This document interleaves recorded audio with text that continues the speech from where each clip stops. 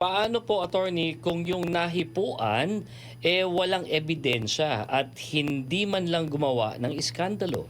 Well, unang-una sa lahat, yung ebidensya mismo, yung testigo niya. No? Tandaan Okay. po natin, pag sinabi nating ebidensya, dalawang klase yan. May tinatawag tayong testimonial evidence at documentary evidence. So yung documentary, yung mga dokumento, yung mga talagang object evidence ang tawag doon, object evidence, mga bagay, halimbawa kung pinanggamit sa pagpatay, yung barel, di ba? Yung itak, di ba? Correct. Kutsilyo, yan po yung object evidence. Kung mga documentary, mga documents, documentary evidence. Pero din tayong tinatawag na testimonial evidence, yung base doon sa personal na nakita ng isang testigo, no? Kasi ang trabaho niya, ikwento yung kanyang nasaksiyan.